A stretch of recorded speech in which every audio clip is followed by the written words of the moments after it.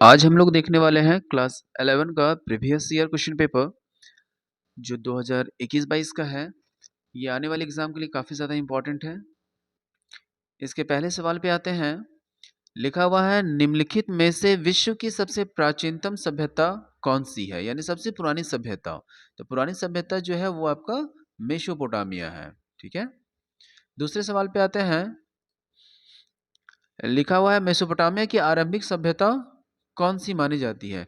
Mesopotamia में मुख्य तौर पर 4 सभ्यताएं जो थी वो बहुत ज़्यादा प्रसिद्ध थी, जिसमें से पहला था सुमेरिया सभ्यता यानी सुमेर सभ्यता, दूसरा था बेबीलोनिया, तीसरी जो सभ्यता थी उसे कहा जाता है असीरिया और चौथा जो है वो कैड्रिया। लेकिन सबसे जो पुरानी सभ्यता है वो है सुमेर सभ्यता।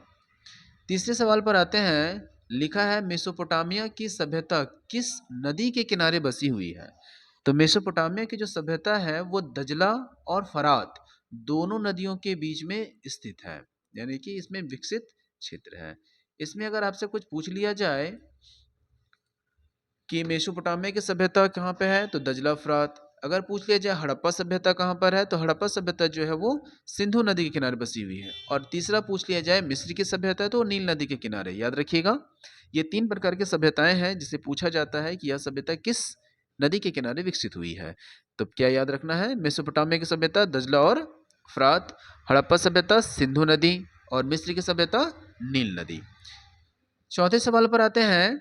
लिखा हुआ है बेबीलोन नगर का प्रमुख देवता कौन है। तो बेबीलोन नगर में बहुत सारे देवताओं की पूजा की जाती थी, जैसे अनु जिससे मतलब होता है आकाश, समस यानी कि सूर्य, नन यानी चंद्र, बेल यानी कि पृथ्वी और निगलन यानी चंद्रमा की पत्नी। लेकिन इसमें सबसे जो प्रमुख देवता है उसे मर्दुक कहा जाता है। ठीक है। क्वेश्चन नंबर 5 में आते हैं। लिखा है मेसोपोटामिया की लिपि कैसी है। तो मेसोपोटामिया की जो लिपि है वो आपका किलाक्षर लिपि है, और यह जो लिपि है जिसमें 250 से भी अधिक शब्द लिखे हुए हैं। ठीक है। क्वेश्चन नंबर 6 पे आते हैं। 6 में लिखा हुआ है मेसोपोटामिया में युद्ध एवं प्रेम की देवी को क्या कहा जाता है। तो इन्नाना है, इन्नी लिखा हुआ है। मेसोपोटामिया में युद्ध की देवी, प्रेम की देवी और प्रजनन की देवी तीनों को इनाना कहा जाता है। क्वेश्चन नंबर 7 पे आते हैं। 7 में लिखा हुआ है असुर बेनीपाल कहाँ का शासक था। वो जो शासक था वो आपका असीरिया का था। ठीक है। आगे बढ़ते हैं। लिखा हुआ है मेसोपोटामिया के उर देवता किससे संबंधित है। उर देवता। ठीक है। मेसोपोटामिया के जो उर देवता थे वो आपके चंद्र देव थे। ठीक है। अगले सवाल पर आते हैं। क्वेश्चन नंबर 9 में लिखा हुआ है गिलगेमिस महाकाव्य का संबंध किससे है। तो इसका जो संबंध है वो आपका मेसोपोटामिया से जुड़ा हुआ है। ठीक है। क्वेश्चन नंबर 10 पे आते हैं। जिगुरत का संबंध निम्नलिखित में से किसका है। जिगुरत का जो संबंध है वो आपका मंदिर से है। ये क्या होता है, जिगुरत जो होता है एक मंदिर परिषद का एक छोटा सा टुकड़ा होता है जो शहर के लिए एक प्रसिद्ध प्रशासनिक केंद्र के रूप में कार्य करती है। इसका निर्माण 21वीं सदी में राजा सुल्गी के द्वारा किया गया था। याद रखिएगा, ये जो जिगूरत है वो क्या है, मंदिर परिषद में मौजूद एक छोटा सा टुकड़ा है, यानी परिषद है, और यह जो है शहर के प्रशासनिक केंद्र के रूप में कार्य करती है। इसका निर्माण 21वीं शताब्दी में कौन किया था, राजा सुल्की ने किया था। क्वेश्चन नंबर 11 पर आते हैं।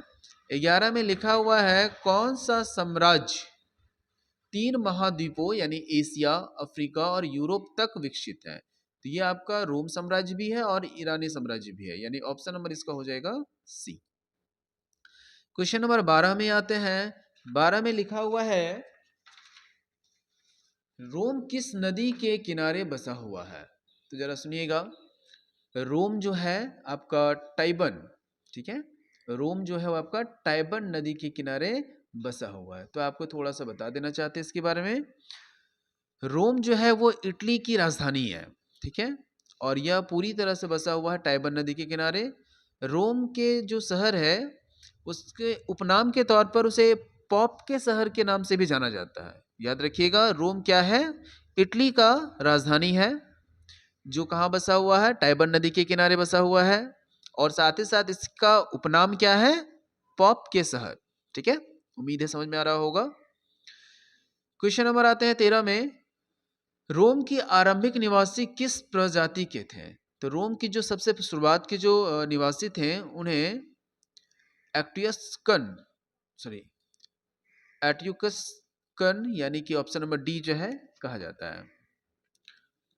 क्वेश्चन नंबर 14 में आते हैं, लिखा हुआ है कि रोम का पहला सम्राट कौन था? तो रोम का जो पहला सम्राट था वो अगस्टस सीजर। क्या नाम है? Augustus scissor. क्वेश्चन नंबर 15 में आते हैं, लिखा है कुस्तुनतुनिया नगर की स्थापना किसने किया था? तो इस नगर की स्थापना जो है वो कॉन्स्टेंटाइन ने किया था, option number B. Question number 16 पर आते हैं, रोम साम्राज्य का प्रसिद्ध चिकित्सक कौन था? गेलन। ठीक है, गेलन जो है रोम साम्राज्य का एक प्रसिद्ध चिकित्सक के नाम से जाना जाता है। आगे लिखा क्वेश्चन नंबर 17 पे आते हैं, लिखा हुआ है गैलिटियर किन्हें कहा जाता है? ये जो है आपका युद्ध में जो योद्धा होते थे, गुलाम पहलवानों को, उन्हें कहा जाता था। क्वेश्चन नंबर 18 में आते हैं। 18 में लिखा हुआ है कि रोम साम्राज्य की मुख्य भाषा क्या थी? तो रोम साम्राज्य की जो मुख्य भाषा थी वो आपका लैटिन था। क्वेश्चन नंबर 20 पे आते हैं, लिखा ड्रेसल 20 क्या था? तो ड्रेसल 20 जो है वो आपके मिट्टी के बर्तन कहा जाता है, इसे मिट्टी से बने हुए बर्तनों को ड्रेसल 20 के नाम से जाना जाता था। क्वेश्चन नंबर 20 पे आते हैं, लिखा हुआ है कोलोसियन था। कोलोसियन क्या था? वास्तविक तौर पर अगर हम देखें तो कोलोसियन जो है वो आपका एक अखाड़े के नाम था। ठीक है, किसी सवाल में कोई कंफ्यूजन हो तो कमेंट कर सकते हैं। क्वेश्चन नंबर 21 पर आते हैं, लिखा है क्वेश्चन में, इस्लाम धर्म के संस्थापक कौन है? इस्लाम का संस्थापक, इसका जो आंसर है वो आपका हो जाएगा हजरत मोहम्मद। ठीक है, कुछ चीज़ें आपको बता देना चाहते हैं।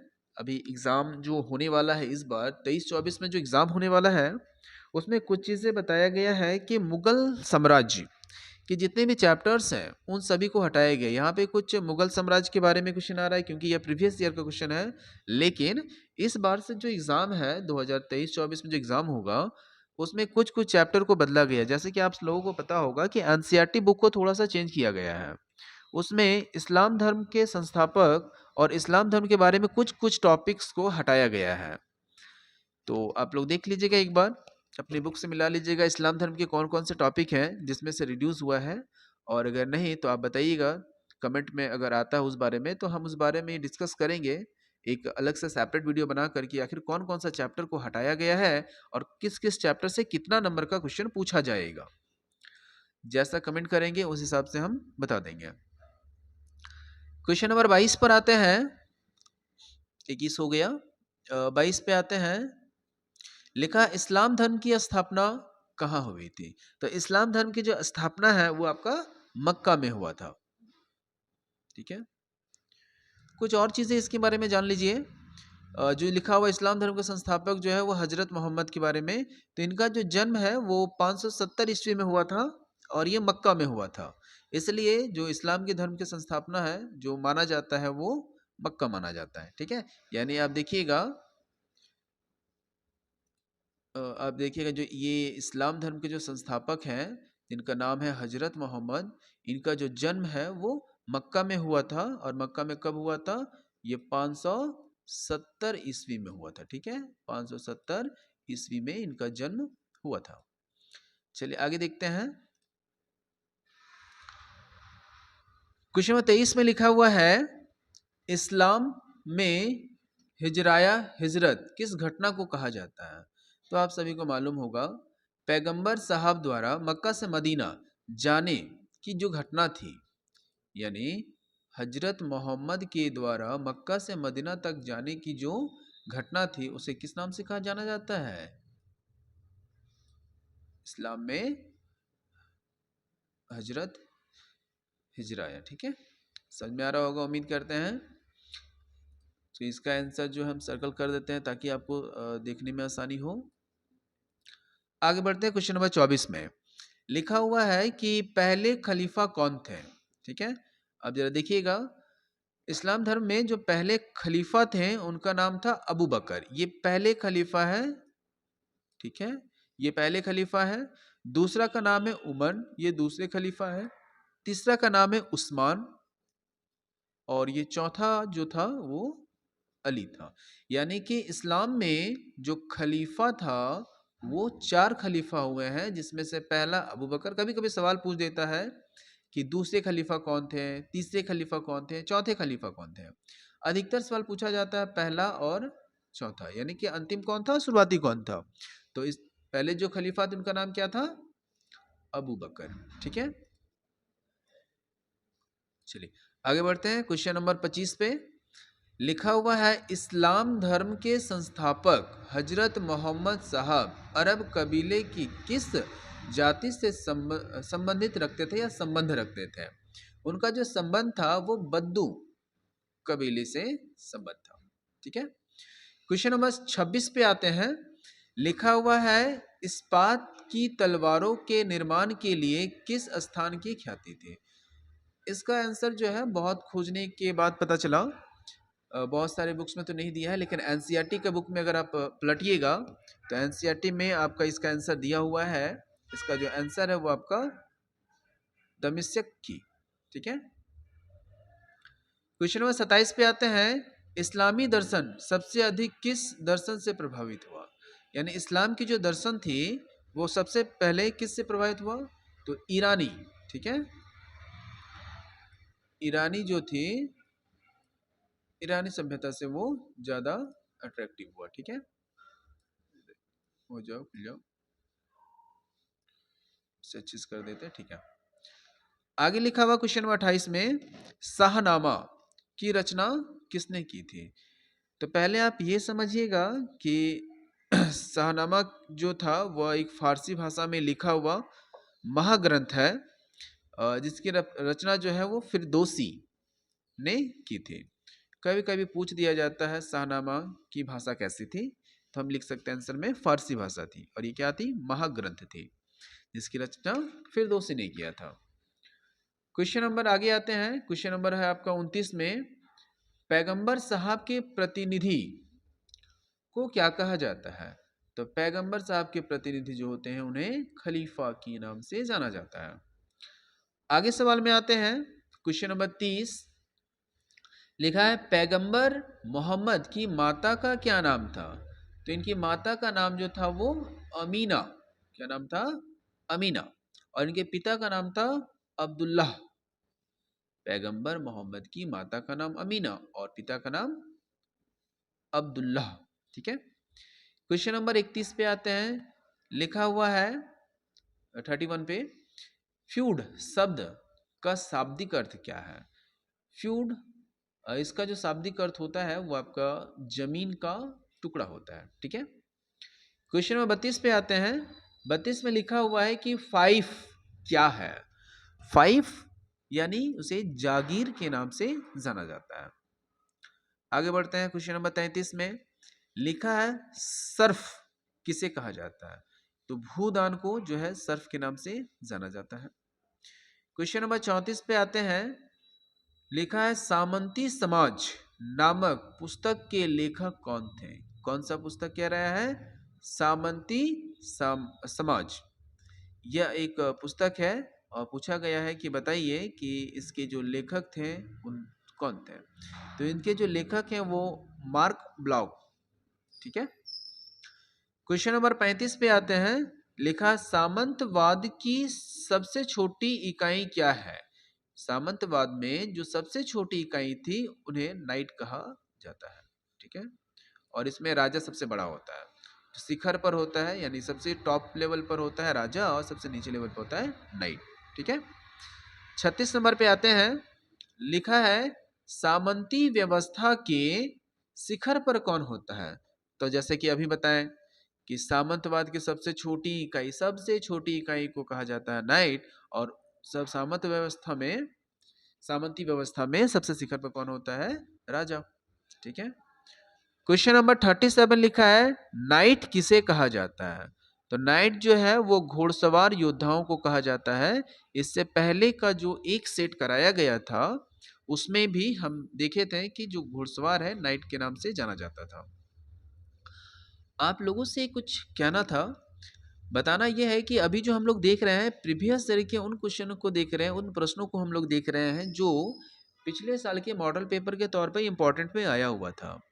कुछ एक या दो और सेट है जिसे हम लाइन बाय लाइन इसमें सॉल्यूशन अपडेट करते चले जाएंगे। इसके बाद 2023-24 के लिए कुछ इम्पॉर्टेंट सवाल जो एग्ज़ाम के लिए 24 के एग्ज़ाम के लिए बहुत ज़्यादा ज़रूरी होगा, उसे हम सीरीज़ बनाकर अपलोड करते हुए चलेंगे। सीरीज़ का मतलब क्या है कि जैसे हिस्ट्री सब्जेक्ट स्टार्ट करते हैं, तो हिस्ट्री स्टार्ट करेंगे तो सबसे पहले हिस्ट्री का एक पहला सेट लाएंगे जिसमें लगभग 25 क्वेश्चन तक देंगे। इसी तरह से करते हुए दूसरा सेट लाएंगे जिसमें भी लगभग 25 क्वेश्चन ही देंगे। तीसरा सेट करते हुए भी उसमें भी इस तरह से लगभग 25 क्वेश्चन करते चलेंगे। यानी अगर हिस्ट्री स्टार्ट करते हैं तो इस तरह का लगभग 5 सेट या 6 सेट डालेंगे जो आने वाले 2024 के लिए वेरी वेरी इंपॉर्टेंट क्वेश्चन होगा। अगर आप वो कर लेते हैं तो आपके एग्ज़ाम में अच्छे स्कोर आने के चांसेस बढ़ जाते हैं। और इसी तरह से history, economics, sociology, psychology, philosophy, Hindi और इंग्लिश जितने भी सब्जेक्ट होते हैं वो सारी चीज़ों के बारे में बताया जाएगा। इवन यहाँ तक कि अगर कोई बच्चे पिनअप करते हैं कि सर हमें मैथ्स का भी सॉल्यूशन चाहिए, साइंस का भी सॉल्यूशन चाहिए, तो आप कमेंट कर सकते हैं। आपको जिस भी सब्जेक्ट में चाहिए हम इस तरह का एक सीरीज़ बना देंगे। उस सीरीज़ में वो सभी क्वेश्चन इंपॉर्टेंट क्वेश्चन होंगे जो आपके एग्ज़ाम के लिए इम्पॉर्टेंट रहे। तो आप कमेंट कीजिएगा तो हम उसके बारे में बनाकर डाल देंगे। ठीक है, आगे बढ़ते हैं। ये एक नोटिस था जो कि सारा चीज़ हम तैयार कर चुके हैं और जल्दी है क्या है कि एक एक करके एवरीडे एक एक करके हर एक सब्जेक्ट का, जिस सब्जेक्ट को पहले स्टार्टअप करेंगे उस सब्जेक्ट जैसे कि 5 से लेकर डालते भी हैं तो 1 वीक में अप्रोक्स ख़त्म हो जाना चाहिए एक सब्जेक्ट। इवन अगर 10 दिन तक सपोज कर ली जाए तो वन सब्जेक्ट में अगर 10 दिन लगाएंगे तो वो सारा कंप्लीट हो जाएगा। इतना अगर आप कर लेते हैं 2024 का एग्ज़ाम, जैसे कि आप सभी को पता है 2024 का एग्ज़ाम जो है जनवरी या तो फरवरी के मिड तक कंप्लीट हो जाएगा। ठीक है, आगे बढ़ते हैं। क्वेश्चन नंबर 38 लिखा हुआ है कि बड़ी सामंत के घर को क्या कहा जाता है? तो सामंत की जो सबसे बड़ी घर होता है माने बड़े घर को कहा जाता था मेयर। ठीक है, मेयर के नाम से जाना जाता था। क्वेश्चन नंबर 39 पे आते हैं। पोपुलियो तृतीय ने किसे पवित्र रोमन सम्राट बनाया? ठीक है, ये जो नाम लिखा हुआ है उन्होंने किसे सबसे प्रसिद्ध यानी कि पवित्र रोम साम्राज्य का नाम दिया? तो इसका जो आंसर है वो आपका सारमेल, आप देख सकते हैं नाम लिखा हुआ है सारलमा। ये ऑप्शन नंबर डी जो है वो इसका आंसर हो जाएगा। अंतिम सवाल पे आते हैं। लिखा हुआ है ईसाई धर्म का प्रथम पॉप, ईसाई का जो प्रथम पॉप है वह किसे माना जाता है? तो इसका जो आंसर है वो आपका ग्रिगोरी। ठीक है, इसका जो आंसर हो जाएगा ग्रिगोरी है। ठीक है, यह पूरा का पूरा 40 सवाल कंप्लीट हुआ। अगर किसी भी सवाल में किसी भी बच्चे को कोई प्रॉब्लम हो तो वह हमें कमेंट कर सकता है। हम प्रयास करेंगे कि उनके कमेंट्स का एक अलग से वीडियो बना देते हैं। इसका जो सेट 2 है वो जल्दी ही अपलोड कर दी जाएगी जिसे आप लोग यहाँ से तैयारी कर सकते हो। Thank you.